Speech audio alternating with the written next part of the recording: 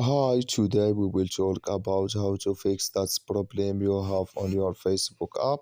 You just click here on settings, then you come here to settings window here like you say, and you will go down.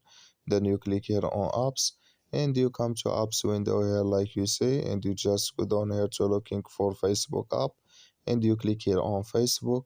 Then you come to Facebook window here or app info. You click here on for stop, then you click here on OK, and you just click here on storage. Then you come to storage window here like you say, and you click here on clear cache. Then you click here on clear data, and you just go to Play Store and update your Facebook app, and it's going to work with you. So that's all now. I wish you are great. Thank you for your watching.